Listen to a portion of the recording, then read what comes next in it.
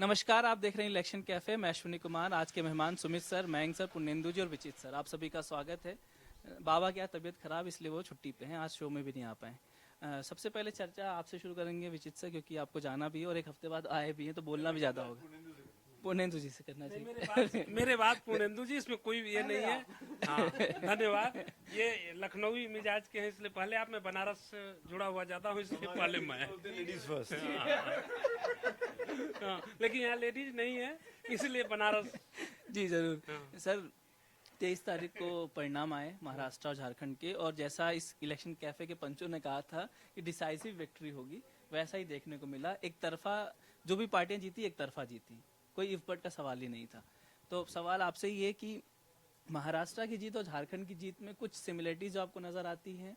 दूसरा, क्या ऐसे कारण आपको नजर आते हैं महाराष्ट्र में कि जो अभी मुख्यमंत्री की रेस चल रही है उसमें सबसे ज्यादा सीट लाई बीजेपी, क्या वो चांसेस इसलिए बीजेपी ज्यादा है, या आपको लगता है पुराना ही रिपीट हो सकता है? मुझे नहीं लगता है कि पुराना रिपीट होगा, क्योंकि बीजेपी 132 सीटें ले आई है और उसको सरकार बनाने के लिए 145 सीटों की जरूरत है, सिर्फ 13 कम है। ऐसी स्थिति में बीजेपी के पास सहयोगी दल दो हैं, एक एकनाथ शिंदे की शिवसेना है और दूसरी तरफ अजित पवार की एनसीपी है। दोनों में से अगर एक भी साथ रहेंगे तो भी सरकारें बन जाएगी।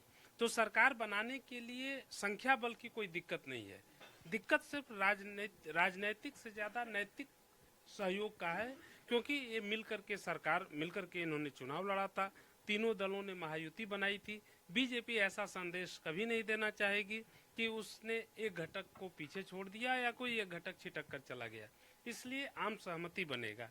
जैसे कि खबरें आ रही हैं, मैं नहीं जानता वो सही है या गलत है, तमाम अखबारों में और ये मीडिया में खबरें आ रही हैं कि पहले 6 महीने देवेंद्र फडणवीस मुख्यमंत्री होंगे और दूसरे 6 महीने, सॉरी 2.5 साल पहले 2.5 साल ये फडणवीस मुख्यमंत्री होंगे और अगले 2.5 साल एकनाथ शिंदे होंगे। लेकिन अगला 2.5 साल किसने देखा है, इसलिए इसमें मुझे कोई दम नहीं दिखता। जो एक बार मुख्यमंत्री बनेगा वो मुझे लगता है कि 5 साल तक रहेगा, खासकर बीजेपी का अगर मुख्यमंत्री बनेगा। ये बात इसलिए भी कि चुनाव के दौरान अगर एकनाथ शिंदे को ही मुख्यमंत्री बनाया जाना होता तो बीजेपी का कम से कम छोटा मोटा नेता ही, बड़ा नेता न भी बोलता तो ये बोलता है कि नहीं, एकनाथ शिंदे के नेतृत्व में हम चुनाव लड़ रहे हैं और वो हमारे अगले नेता भी हैं। किसी ने नहीं कहा, बड़े नेताओं में अमित शाह तक ने ये कहा कि हम चुनाव के बाद फैसला करेंगे। उससे पहले अखबारों में एक खबर छपी थी कि अमित शाह ने बैठक में ये कही थी कि एकनाथ शिंदे के लिए बीजेपी ने बड़ी कुर्बानी दी, बड़ा त्याग किया, कि सबसे बड़ी पार्टी होने के बावजूद 2.5 साल से उनको मुख्यमंत्री बना के रखा, अब त्याग करने की बारी दूसरों की है। तो त्याग तो अब वही करेगा जो बड़े पद पर बैठा है, जो नीचे है उसको क्या त्याग करना है। तो त्याग ऐसी स्थिति में एकनाथ शिंदे को करना होगा। अब एकनाथ शिंदे त्याग के बाद त्यागी बनकर साथ रहेंगे या फिर कोई और दूसरा रास्ता अपनाएंगे, नहीं मालूम, या उनको कोई और रास्ता दिखाया जाएगा, केंद्र में मंत्री पद होता है वो दिया जाएगा, तमाम रास्ते खुल सकते हैं। लेकिन एक्सपेंशन केंद्र में भी शायद हो सकता है, इसका मतलब बिल्कुल हो सकता है। अब एक मुख्यमंत्री को अगर आप हटाते हैं और अपना मुख्यमंत्री बनाते हैं और दूसरे को गुड फेथ में रखना है और उसको भी लगता है कि कहीं मेरी ये राजनीतिक इस महायुति से बाहर जाना मेरे लिए दिक्कत न पैदा करे, तो उनके लिए भी कैबिनेट में एक सम्मानजनक पद मिल जाए केंद्रीय कैबिनेट में, इससे बेहतर क्या हो सकता है। तो इस तरह की चीजें हो सकती, ये सारी चीजें हाइपोथेटिकल है। बीजेपी ने जो कुछ 27 तक तो नई सरकार बन ही जानी है। हाँ सर। आज 25 हो गया। तो आपके पास कल तक का समय है। पहले ही हो जाना है। 26 अजीत पवार ने बोला है कि हमने कानूनी विमर्श कर लिया है, 27 तारीख तक बने सरकार, उसमें कोई तो दिक्कत कल नहीं। आज ही रात तक तय हो जाएगा कि मुख्यमंत्री कौन बनेगा, तो इसमें कोई ये नहीं है। सबसे बड़ी बात अब ये है कि जीत दोनों जगहों पे। अजीत दादा डिप्टी चीफ मिनिस्टर बनेंगे कि नहीं, क्योंकि वो मेन बात है। डिप्टी चीफ मिनिस्टर बनना महत्वपूर्ण नहीं है, वो तो कई लोगों को भी बना सकते हैं। आप डिप्टी चीफ मिनिस्टर 5 बना सकते हैं, चीफ मिनिस्टर 5 नहीं बना सकते। तो इसलिए जैसे जगन मोहन रेड्डी ने 5 उप मुख्यमंत्री बनाए थे, आप भी बना दीजिए, उसमें कौन रोक सकता है। मुख्यमंत्री का सवाल है कौन बनेगा, क्योंकि वहां तो आप चाहें या न चाहें एक ही बनाना पड़ेगा। दूसरा अब है कि दोनों राज्यों में जी ये एक अजीब सी स्थिति हो गई है। लोकसभा चुनाव के बाद, लोकसभा चुनाव के बाद 4 राज्यों में चुनाव हुए हैं। 2 राज्यों में चुनाव एक साथ हुए थे, हरियाणा और जम्मू कश्मीर। जी उसमें हरियाणा बीजेपी को मिली, शानदार तरीके से मिली। दूसरी तरफ इंडिया JNK ब्लॉक, इंडिया जिसमें कि कायदे से नेशनल कॉन्फ्रेंस को ही रखना जाना चाहिए 42 खुद ही पा गई थी तो कांग्रेस की कोई बहुत अच्छी न तो कांग्रेस जमकर लड़ी ना अच्छी सीटें ला पाई, वो एक इंडिया ब्लॉक के हाथ में आ गई। इस चुनाव में भी ऐसे ही हुआ कि महाराष्ट्र स्वैप कर बीजेपी गए, हाँ। के नेतृत्व वाले महायुति, जिसमें बीजेपी खुद 132 सीट लाई है, वो बहुमत से मुश्किल से 13 सीटों से पीछे है। दूसरी तरफ झारखंड 5 साल तक जिस इसकी जेएमएम के नेतृत्व वाले इंडिया ब्लॉक की सरकार रही, वो फिर से सत्ता में आ गई है। तो ये चीजें बड़ी अजीब है कि जनता एक तरह से क्या राजनेताओं में राजनीतिक न्याय कर रही है कि अच्छा कुछ एक जगह तुमको दे दिया, एक जगह तुमको दे दिया। ऐसा तो नहीं है। असल चीज ये है कि दोनों जगह की परिस्थितियां अलग अलग हैं। हमें लगता है कि लोकसभा चुनाव से विधानसभा के चुनाव तक आते आते कई बार चीजें बदल जाती हैं। जैसे मैं अभी अपने गांव गया था। मेमोरी शॉर्ट होती है सर जनता की, तो भूल जाती है, इसलिए नहीं, ये तो मैं नहीं कहूंगा कि जनता भूल जाती है। हमें लगता है कि जनता कुछ ज्यादा भी याद रख लेती है कई बार, उससे भी दिक्कत हो जाती है लोगों को। तो जनता याद रखती है, भूलती नहीं है। कई बार ये चीजें होती है, जैसे हम अभी अपने गाँव गए थे, हमारे यहाँ लोकसभा के चुनाव में हमारे क्षेत्र के विधायक सांसद बन गए। अपना बता भी दीजिए कहाँ से हैं, कौन विधायक बिहार बने? में रामगढ़ सीट है। अच्छा, वहाँ पर जो विधायक थे आरजेडी के सुधाकर सिंह, वो लोकसभा चुनाव जीतकर सांसद बन गए। रामगढ़ विधानसभा क्षेत्र में लोकसभा में उन्होंने 10,000 वोटों से लीड ली थी। अब विधानसभा का चुनाव आया तो उनकी पार्टी के उम्मीदवार उनके छोटे भाई थे, हाँ। और उनको अपने ही क्षेत्र में वो 35,000 वोट पाए सिर्फ। अच्छा, जबकि बीजेपी 62,000 वोट पाई, और दूसरे नंबर पर बहुजन समाज पार्टी थी, जो कि उत्तर प्रदेश में बीएसपी का एक ही विधायक है ना पूरे उत्तर प्रदेश में।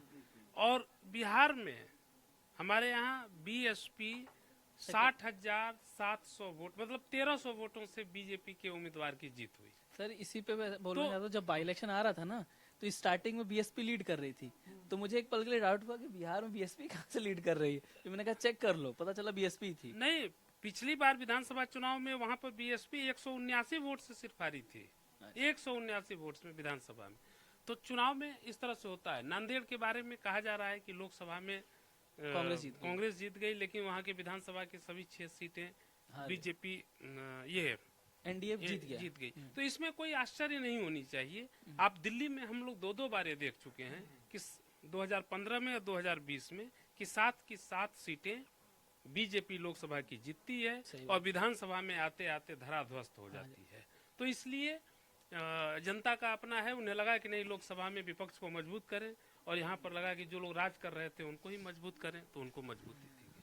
पुर्णेंदु जी, मैं आपसे सवाल ये पूछना चाह रहा था कि आप बहुत सालों से, मतलब कहते हैं ना कि तुम तो बहुत छोटे हो, इसलिए मैं पूछ रहा हूँ कि कई सालों से राजनीति बदल गई एक तरीके से। जनता पहले सर एक वोट करती थी, जब मैं थोड़ा छोटा था, पता चलता हर राज्य में अलायंस ही बनता था, केंद्र में अलायंस था, राज्य में अलायंस था। लेकिन एक परिवर्तन ऐसा आया है कि राज्य से लेकर केंद्र में हर जगह जनता एक तरफा मेजोरिटी दे रही है, मतलब फुल मेजोरिटी किसी सिंगल पार्टी को ही दे रही है, कहीं कहीं अलायंस को दे रही है। ये वोटों पैटर्न में कुछ बदलाव है जो हरियाणा, महाराष्ट्र और झारखंड में हमने देखने को मिला।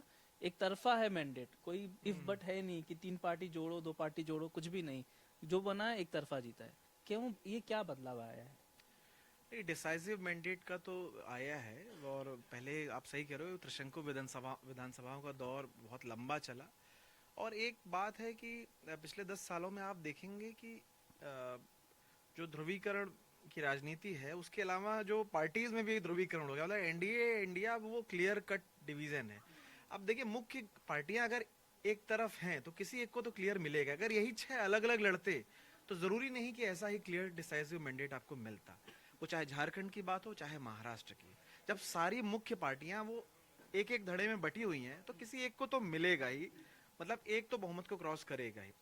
दिक्कत तब होती है जब आप अलग अलग सारी प्रमुख पार्टियां अलग अलग लड़ें, जैसे कि अभी भी किसी राज्य में ये संभावना हो सकती है, लेकिन चीजें बहुत क्लियर है और पॉलिटिकल डोमिनेंस भी धीरे धीरे पार्टीज का बढ़ा है। जो डोमिनेट करता है बहुत बुरी तरह से डोमिनेट करता है।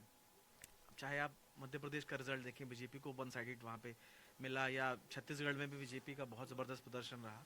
हाँ, राजस्थान में थोड़ा सा कांग्रेस ने फाइट किया था, लेकिन ज्यादातर आप देखिए हरियाणा में कांग्रेस जो है वो 9 सीट लड़ी लोकसभा की, 5 जीती, फिर लेकिन विधानसभा में आके बीजेपी को स्पष्ट बहुमत मिल गया, जबकि 2019 में वो 10 लोकसभा सीट पाके भी बहुमत नहीं उसको मिला था। तो ये आंकड़े कई बार चौंकाने वाले होते हैं। और महाराष्ट्र का भी जो आंकड़ा वो वास्तव में बहुत ही जबरदस्त तरीके का मतलब आंकड़ा आया है, और आप कई बार विश्वास नहीं कर पाते हो और आपको लगता नहीं कि ऐसा हो कैसे गया, क्योंकि लोकसभा में आप देखें तो दोनों के वोट लगभग बराबर थे, एनडीए और एमवीए के, महायुति महाविकास आघाड़ी के दोनों के 43.9 एमवीए का था, 43.6, मतलब 1% से भी कम का गैप था।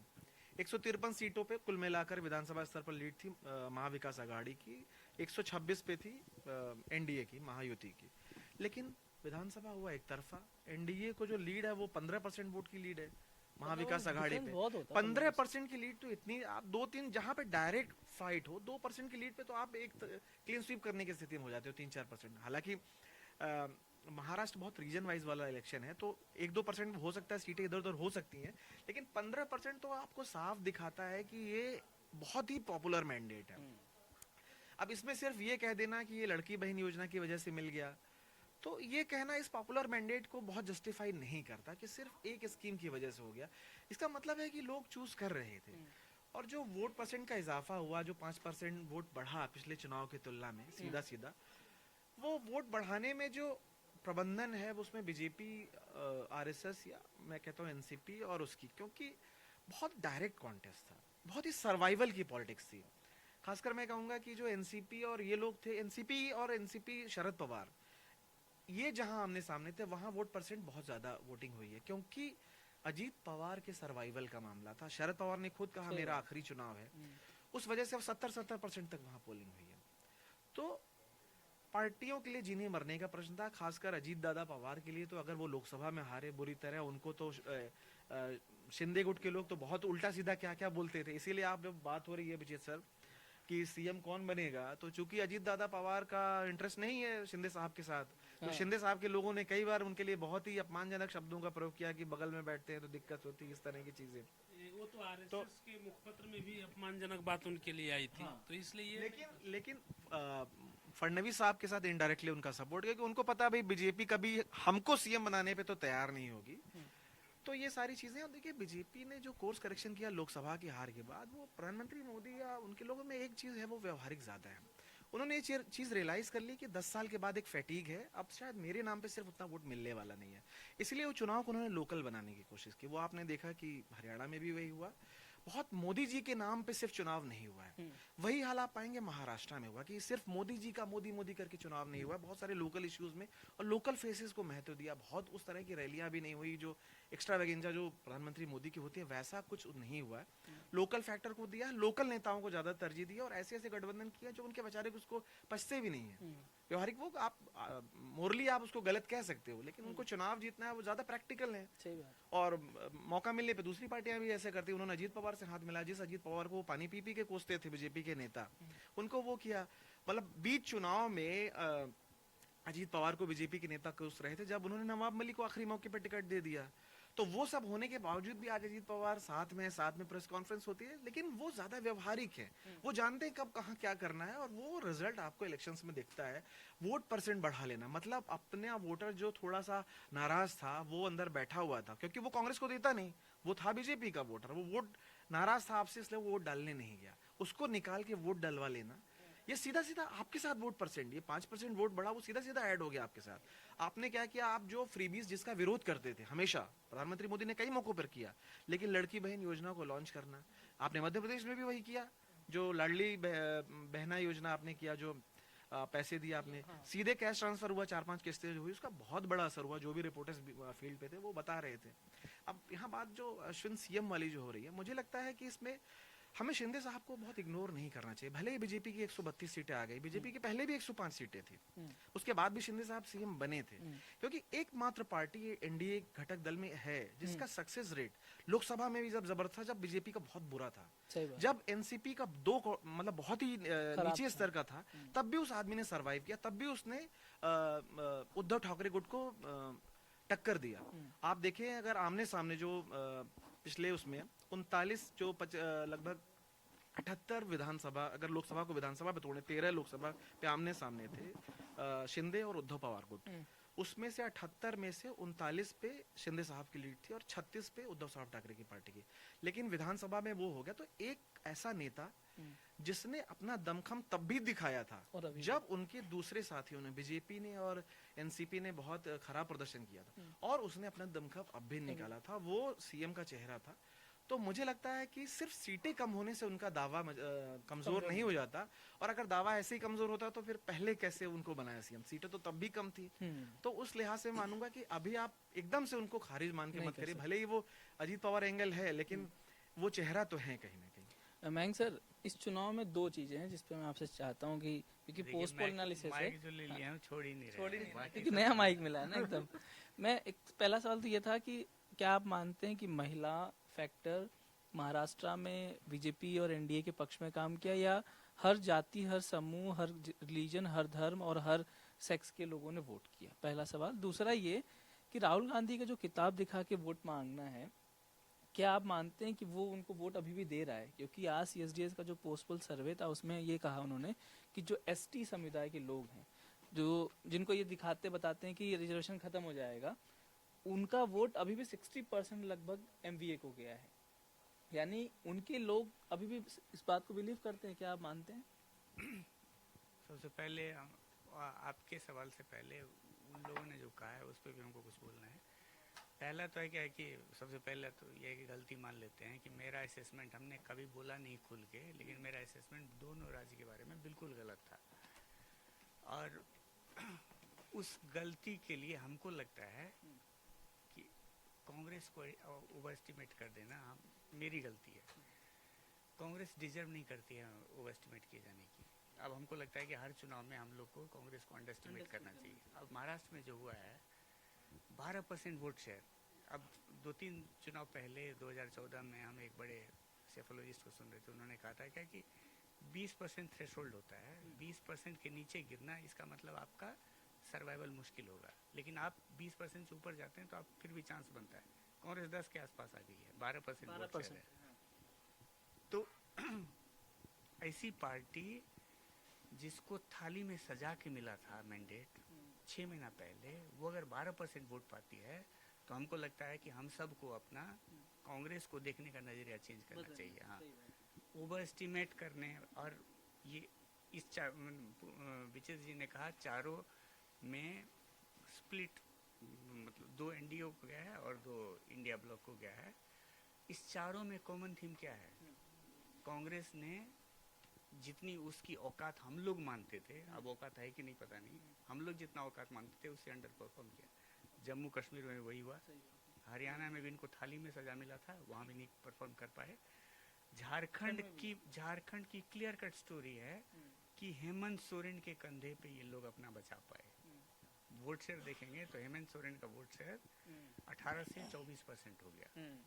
सीटें लगभग बहुत उतनी, बड़ा 1-2 जंप सीटें हैं है, बस। हाँ। बहुत बड़ा जंप है, और उनके कंधे पे सवार होके कांग्रेस अपना टैली बचा पाई सीटें है। हाँ बराबर है 16। और इसका ठीक उल्टा हुआ महाराष्ट्र में, कांग्रेस ने सबको पुल डाउन कर दिया, सबसे ज्यादा सीटों पे लड़ी, सबसे कम वोट पाई, सही बात है। और इसने किसी को कांग्रेस की से एसोसिएशन से फायदा हुआ हो ये महाराष्ट्र में नहीं दिखता है। पहली बात ये। दूसरी बात, अभी चर्चा हो रही थी डिसाइसिव वर्डिक्ट की। डिसाइसिव वर्डिक्ट में आप देखेंगे पिछले 3-4 चुनाव का अगर आप आंकड़ा देखेंगे तो उसमें एकदम से क्लियर कट है, वोट कटुआ पार्टी जिसको हम बोलते हैं, और उसमें इंडिपेंडेंट भी हैं, वो खत्म हो गए। पहले नहीं, पूरे देश में। हाँ, सही कह रहे हैं, बिल्कुल विधानसभा सही। चुनाव में अन्य के लिए कोई देखेंगे जगह नहीं है। तो वो 20 से 25% या तो इंडिपेंडेंट पाते थे या वोट कटुआ पार्टी पाते थे, वो अब घट के लेस देन 10% हो गया। इसी के चलते जिसके तरफ झुका होता है वो ज्यादा झुका होता है। वोट शेयर में इतना बड़ा महाराष्ट्र जैसा बहुत अंतर सब difference जगह नहीं है, होता है, हाँ। लेकिन वोट कटुआ पार्टी, इसीलिए बहुत जगह हम लोग ये भी देखे हैं कि रनर अप जो रहता है उसका भी वोट शेयर अच्छा होता है।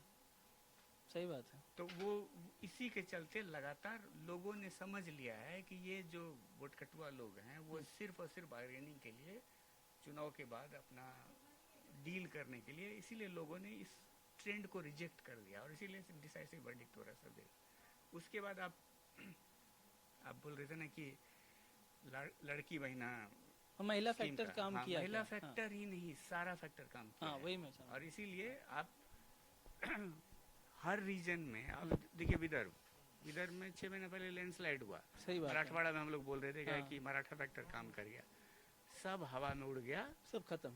और इसीलिए किसी एक स्कीम को और एक कैश ट्रांसफर के चलते ये बोलना इतनी बड़ी जीत नहीं हो सकती है। सही। बीजेपी का highest ever vote share 26%, hmm. Highest Ever ever seat seats, से सही बात। टैली, हाँ, ये, और कांग्रेस का लोएस्ट एवर परफॉर्मेंस। सही बात। तो आप ये कह सकते हैं कि कांग्रेस को रिजेक्ट करके बीजेपी को चुना गया महाराष्ट्र में। झारखंड का ट्रेंड अलग था। झारखंड में लोगों ने हेमंत सोरेन को वोट किया। वहाँ इंडिया ब्लॉक की जीत बताना हमको लगता है क्या कि हेमंत सोरेन के क्रेडिट को दूसरे को देना है। सही बात है। उसी तरह जम्मू एंड कश्मीर में वो हाँ, फारूक अब्दुल्ला ने जीता अब्दुल्ला पूरा, की जीत है वो। तो ये, और दूसरा सवाल आपका आखिरी सवाल ये था कि जो राहुल गांधी अभी भी संविधान की प्रतियां लेकर प्रचार करते हैं, लेकिन जो एसटी वोट है अभी भी उनके साथ इंटैक्ट है, 60% एसटी। और आप जानते हैं मतलब झारखंड में तो हम बात ही नहीं करें क्योंकि झारखंड में जेएमएम फैक्टर था, लेकिन महाराष्ट्र में भी एमवीए को 60% आदिवासी लोगों ने वोट किया और दलितों में सिर्फ 10% का, मतलब एससी वोट्स में 10% का फर्क आ रहा है 9% में। वहाँ एनडीए आगे, एमवीए सेकंड नंबर पे। सवाल ये है कि क्या उनको ये जो थीम पकड़े हैं वो संविधान बचाओ और आरक्षण खत्म करने वाली, वो वोट उनको दिला रहा है आपको लगता है, खासकर इन दोनों जातियों में? क्योंकि अपर कास्ट और ओबीसी तो बीजेपी के साथ ही है। नहीं, हमको नहीं लगता है। और इसी में हम लोग को थोड़ा सा, हम सब की, मेरा तो बहुत ज़्यादा, आप लोग का भी थोड़ा बहुत, CSDS के डेटा को गॉस्पेल ट्रूथ मान लेना। CSDS डेटा में इस जाति ने इतना वोट किया, उसको हम लोग लगातार कोट करते रहते हैं और वो जमीन पे होता और इलेक्शन रिजल्ट में दिखता नहीं है। इसीलिए हम उसको क्वेश्चन करेंगे, सस्पेक्ट करते हैं कि वही ऐसा हुआ है। अगर लेकिन सर 60 27 अगर सीटें 60 जीती है सर एमवीए, जो अगर दलित 60 बहुत सील हैं, एसटी अगर- सीटें जो है सर उसमें। अब हम तो सुने हैं क्या है कि मुस्लिम बहुल कॉन्स्टिट्यूंसी में बीजेपी जीत गई है। ये भी जो हुआ है। 30 सीटें थी जो अजीत मुस्लिम पवार- बहुल, वो भी अजीत जीती। पवार हाँ, गुट के दो मुस्लिम कैंडिडेट जीते जीते हैं। हैं। हाँ, मुंबई में, महाराष्ट्र में मुंबई है और एक औरंगाबाद है हाँ, जहाँ मुस्लिम का काफी डोमिनेंस है। हाँ, संख्या ज्यादा है। वहाँ भी अगर खराब प्रदर्शन रहा है, हम्म। दलित डोमिनेटेड सीट में भी कांग्रेस ने स्वीप कर लिया, वो एमबीए ने स्वीप कर नहीं, लिया, ऐसा ऐसा नहीं। नहीं हुआ है। तो एसटी में हुआ है सिर्फ सर। ऐसे में ये मान लेना कि 60-70% दलित जो है वोट दे रहे हैं। हमको लगता है कि इस डेटा को भी हम लोग को थोड़ा सा अलग हाँ, चश्मे से देखने की देखने जरूरत है। सारे ऐसे इस तरह का मैंडेट 2/3 मेजोरिटी है ना सही बात मायावती है। हाँ, की, एकदम। तो 2/3 मेजोरिटी और 50% वोट शेयर, ऐसे में आप किसी एक तबके का 60-70% वोट किसी और को गया होगा, हमको थोड़ा मुश्किल होता है इसको मानना। उसी CSDS डेटा में ये दिखा रहा है कि 22% मुसलमानों ने महायुति को वोट किया है। तो बटेंगे कटेंगे वाला के बजाय तो यहाँ एक दूसरे तरह की पिक्चर सामने आ रही है। मतलब इस नारे से मुसलमान वोट देने लगा महायुति को। सुमित सर, आपसे सवाल ये है कि 1,72,00,000 वोट मिला है बीजेपी को और 100 का फिगर भी कोई क्रॉस नहीं कर पाया। सेकंड पार्टी है कांग्रेस जिसको 82 मिला है, थर्ड पार्टी है शिंदे साहब की पार्टी, चौथी पार्टी शरद पवार, 5वें नंबर पे है एनसीपी। 1,72,00,000 वोट, मतलब एक तरफा वोट 6 महीनों में। ऐसा क्या आपको नजर आता है बीजेपी ने किया जो कोई भाप ही नहीं पाया, और इसका वोट दो पार्टियों को जोड़ दिया तब भी नहीं उसका क्रॉस कर पाएगा? मुझे आपका नहीं पता कि आप क्यों नहीं भाप पाए, मुझे अपना पता है कि मैं भाप पाया था। मैं डे वन से बोल रहा हूँ कि महायुति जीतेगी चुनाव ये। मैं डे वन से बोल रहा हूँ, जब लोकसभा चुनाव चल रहे थे, कि बीजेपी ने चुनाव परिणाम के बीच में समझ लिया था कि महाराष्ट्र हाथ से निकल रहा है। संघ परिवार एक्टिवली महाराष्ट्र में काम कर रहा था। मैंने 2-3 एग्जाम्पल कई बार अपने कैफे में कोट किए हैं कि वहाँ लोग लगे हुए हैं। हरियाणा चुनाव के बीच में जब संघ के लोगों से बात करने की कोशिश की गई तो हरियाणा का संघ का पदाधिकारी महाराष्ट्र में जाके बैठा हुआ जालना में, तो समझ में आ रहा था कि उन्होंने कोर्स करेक्शन किया है। In the mean time OBC Kota को लेकर अनाउंसमेंट हुआ, लाडली बहना का अनाउंसमेंट हुआ, टोल्स की बात हुई, इंफ्रास्ट्रक्चर प्रोजेक्ट्स की बात हुई मुंबई के लिए। तो ये मुझे कहीं भी डाउट नहीं था कि जो लोग कह रहे थे ना कि ये चुनाव जो है वो कांटे की लड़ाई है, गैस करना मुश्किल है, उन सबको छोड़ देना चाहिए गैस करना। पर सर वो सब अपने घर बैठे हैं। अगर वो 280 में से 288 में से 240 और 30 सीटें नहीं भांप पा रहे हैं तो उनको अब काम करने की आवश्यकता नहीं है। पहली बात तो ये। दूसरी बात ये कि ये गैस करने का काम जो होता है ना, जो लोग ग्राउंड पे जाते हैं वो ग्राउंड पे जाते ही नहीं है। वो सिर्फ अपनी स्टोरी करने के लिए मुझे ये 4 आदमी के चेहरे की जरूरत है, सही बात। ये 5 बाइट चाहिए, मेरा हाँ, काम हो हो गया, गया। मेरी आज की बाइलाइन हो गई, ये वहीं तक काम हो रहा है ये, और उसके ऊपर वो गैस कर लेते हैं। सही तो है। ये तमाम चीज़ों की अब इस तरह अब जनता को इसीलिए भरोसा नहीं रहा।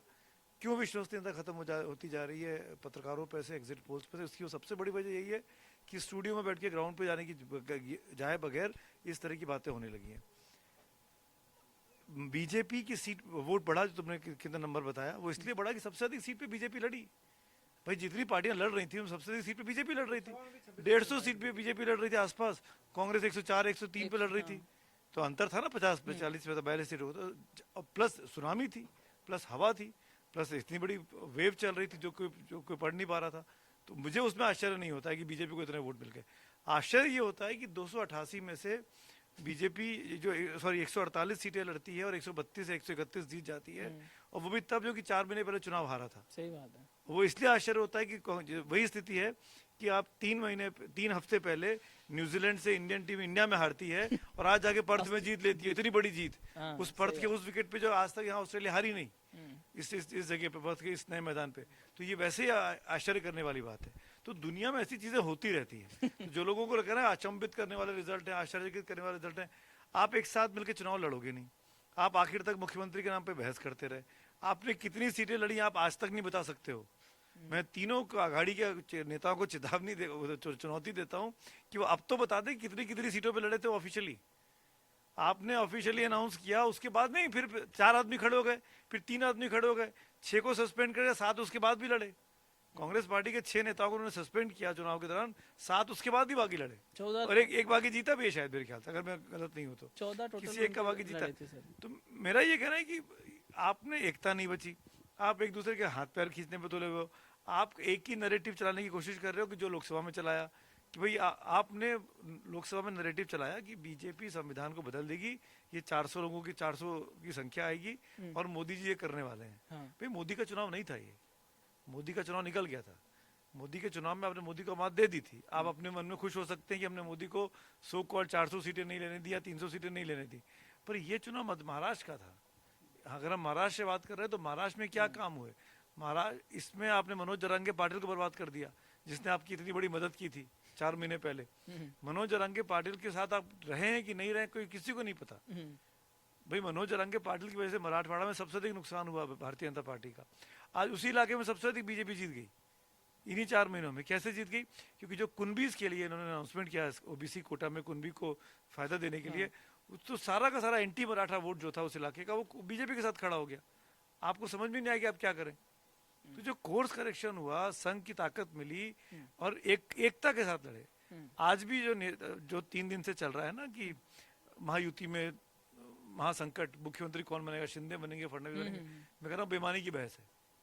इस बहस की कतई आवश्यकता नहीं है। हाँ। कहीं कोई एक दो राय नहीं है। एक नेता का बयान सुना दीजिए कि फडणवीस को नहीं बनना चाहिए। सब ये कह रहे हैं कि मेरे नेता को बनना चाहिए। क्यों नहीं बोलेंगे भाई? अगर मैं शिवसेना का विधायक हूं तो बोलूंगा कि शिंदे को बनना चाहिए। अजीत पवार का विधायक तो अजीत का नाम लूंगा, बीजेपी का हो तो बीजेपी का नाम लूंगा। ये जो बीजेपी जो भी अध्यक्ष बनेगा, मैं इस मामले में परसों नरसों मैंने ट्वीट भी किया रिजल्ट आने के दिन। मैं आज फिर इस कैफे में बोल दे रहा हूँ क्योंकि हम 2 दिन से कैफे नहीं कर पाए तमाम वजहों से। बीजेपी का अध्यक्ष और महाराष्ट्र का मुख्यमंत्री, ये 2 जुड़े हुए पोस्ट हैं। अच्छा। अगर यहाँ अगड़ा मिलेगा तो वहां पर पिछड़ा बनेगा। यहाँ गठबंधन का। हाँ, मतलब गठबंधन नहीं, क्योंकि दोनों चुनाव बीजेपी को ही करने हैं। आज जब भी बैठक होगी महायुति की तो दिल्ली को अधिकृत कर दिया जाएगा। ये पहली बार है शायद मीटिंग। ये पहली बार होगा कि दूसरी पार्टी बीजेपी की लीडरशिप को अधिकृत करेगी कि आप तय करो। शिंदे साहब जो मुख्यमंत्री शिवसेना के हैं, वो बीजेपी के तो है नहीं। वो लोग भी कहेंगे कि दिल्ली में मोदी जी, अमित शाह जी और नड्डा जी तय करेंगे हमारा नेता कौन होगा। तो ये तो साफ दिखा रहा है ना कि आपकी सरकार कैसे बनी थी, आप किसको मानते हो। इसीलिए मैं कह रहा हूँ कि अगर देवेंद्र फडणवीस जो सबसे अधिक जिनकी जिनकी दावेदारी बनती है, जिन्होंने 4 महीने पहले लोकसभा चुनाव हारने पर इस्तीफा दे दिया था कि मेरे वजह से पार्टी हारी है, मैं इस्तीफा देता हूँ, वो रुके, उनको रोका गया, आज उन्होंने सबसे बड़ी जीत दिलाई। सही बात है। अब वो वाकई में अपने आप को सागर और समंदर हूँ और लौट के आऊंगा, घर मत बसाना, उन्होंने साबित कर दिया। अभिमन्यु कहते हैं, वो अभिमन्यु उन्होंने चक्रव्यूह भेद कर दिखा दिया। तो ये हर चीज वो पैमाने पर फिट बैठते हैं। अगर बीजेपी या आलाकमान ये तय करता है कि महाराष्ट्र में अपना मुख्यमंत्री होगा, तो उनको देवेंद्र फडणवीस को इग्नोर करना उनके लिए आसान काम नहीं होगा। देवेंद्र फडणवीस के हाथ में दोनों हाथ में लड्डू है। अच्छा। अगर वहाँ मुख्यमंत्री नहीं बने तो दिल्ली में अध्यक्ष बनना उनका तय मान लीजिएगा आप। अच्छा, मतलब इस बात ये मैं इसमें नहीं जा रहा हूँ कि कौन बनेगा कौन नहीं बनेगा। हाँ। मेरा ये कहना है कि बीजेपी दोनों फैसले जोड़कर करेगी। देवेंद्र फडणवीस को बहुत इंपॉर्टेंट रोल मिलेगा। वो इंपॉर्टेंट रोल क्या हो सकता है, ये संघ परिवार और बीजेपी की टॉप लीडरशिप पे छोड़ दीजिए। सर एक इसी में आखिरी बस सवाल छोटा सा बता दीजिए। एक शरद पवार का बयान है, उन्होंने कहा कि कटोगे बटोगे जो नारा है उसने काम किया जमीन पे, और उन्होंने कहा कि राजनीतिक जीवन में पहली बार ऐसा महसूस हुआ कि वो उसने सच में बांटा और वो वोट एक तरफा चले गए और हम लोग उसको महसूस नहीं कर पाए। इस बात से आप सहमत है कि एक वो बहुत बड़ा फैक्टर था? देखिए चीजें पोलराइज हुई। हाँ। बटोगे कटोगे, देखो जब भी पोलराइजेशन होता है ना तो दोनों दलों को फायदा होता है। ऐसा नहीं कि जो पोलराइज करता है उसी को फायदा होता है। उसको अगर 80 सीटें मिलती हैं तो दूसरे वाले को 20 मिलती हैं। जो 80 वाला है वो 20 को फायदा 20 सीटें दिला के जाता है दूसरे को। तो अगर बटोगे कटोगे ये क्या का फर्क पड़ा है जमीन पे, जैसे कि अभी आप लोग बात कर रहे थे कि कई मुस्लिम डोमिनेटेड सीट में महायुति के लोग और बीजेपी के लोग जीत गए हैं। मैं नहीं मानता कि कटोगे बटोगे सुन के मुसलमान ने बीजेपी को वोट दिया होगा। बहुत मुश्किल है, बहुत मुश्किल है। कटोगे देखो मुसलमान ने बीजेपी को वोट दिया होगा, पर कटोगे बटोगे के सुनने के बाद दिया होगा ये नहीं होगा, किन्हीं और वजह से दिया होगा। किसी स्कीम्स का उसको फायदा मिला होगा, उसको बराबरी की फील कर रहा होगा, पढ़ा लिखा आदमी होगा, नौकरी के मौके मिले होंगे, उस वजह से देगा। बटोगे कटोगे कहने पर तो नहीं वोट मिला। अगर बटोगे कटोगे वोट मिल रहा होता तो प्रधानमंत्री को एक है तो सेफ है नहीं कहना पड़ता। उस दिन बीजेपी में जो अभिनंदन समारोह हुआ बीजेपी मुख्यालय में, वहाँ एक है तो सेफ है का 3 बार नारा लगा। बटोगे कटोगे का जिक्र नहीं था। उसी बीजेपी में है ना। मैं बटोगे कटोगे बीजेपी के लिए पोल प्लैंक बहुत अच्छा है चुनाव जिताने के लिए, पोलराइज करने के लिए। पर बटोगे कटोगे को लेकर आप दुनिया भर में नहीं घूम सकते हो। बटोगे कटोगे आप यूनाइटेड नेशंस नहीं जा सकते हो, संयुक्त राष्ट्र में नहीं जा सकते हो। आप ये छवि नहीं पेश कर सकते हो कि आप सबको साथ लेके चलते हो। तो आपको राष्ट्रीय नेता के तौर पर, अंतर्राष्ट्रीय छवि के तौर पर इस तरह की चीजों से बचना चाहिए। कोई भी नहीं होगा जो बटोगे कटोगे। ये शरद पवार ने जो कहा, मुझे पवार साहब की राजनीति आज तक समझ में नहीं आई है। पवार साहब ने ये इसलिए, अजीत पवार ने भी कहा था यही बात। नहीं ज्यादा इसलिए मुझे ऐसा लग रहा है कि ये कह के वो काम आसान कर दे रहे बीजेपी का कि अब तुम इसी एजेंडे पर रहो 29 तक। ये राधा दिन सेइंग दिस कि हमारे पास जवाब क्या है। बटोगे कटोगे से फायदा हुआ, पोलराइजेशन हुआ, तो भाई चुनाव तो 1.5 महीने चल रहा था और हरियाणा में पहली बार बटोगे कटोगे हुआ था। आपने क्या तोड़ निकाला? आप क्या करने गए मुसलमानों के पास? ओवर एस्टिमेट शरद पवार कर लिए गए हैं क्या? अब शरद पवार साहब के लिए क्या बोलना, हम तो मतलब सूरज के आगे दिया दिखाने वाली स्थिति है।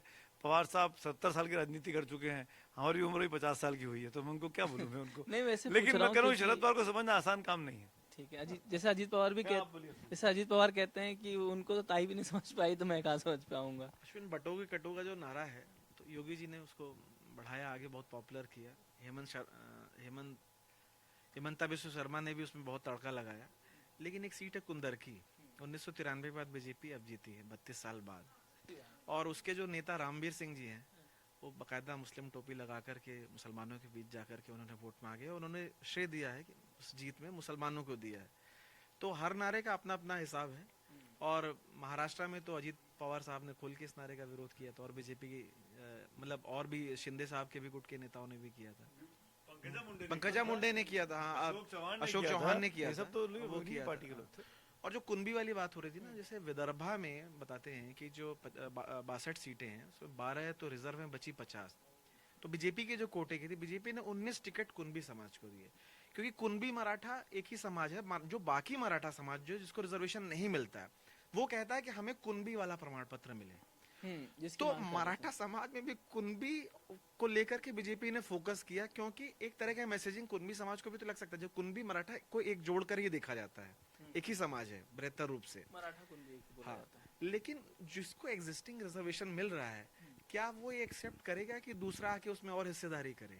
ये फैक्टर है। तो आज की चर्चा यहीं खत्म करते हैं। दर्शकों से अपील है कि इस वीडियो को ज़्यादा से ज़्यादा शेयर करें, लोगों को साझा करें और वीडियो को खूब देखें, लाइक करें, शेयर करें, कमेंट करें और ज़रूर बताएं आपके सुझाव, आपके जो चाहते हैं आप कमेंट करें ताकि हम इस शो में आपके कमेंट्स को पढ़ सकें। अब दिल्ली भी चर्चा करेंगे। हाँ, अब अगला इलेक्शन दिल्ली की तरफ जा रहा है क्योंकि दिल्ली का पहले से जब तक इसका इलेक्शन खत्म नहीं हुआ तब से पहले शुरू हो चुका था। आम आदमी पार्टी ने 10 सीटों का अनाउंसमेंट कर दिया था।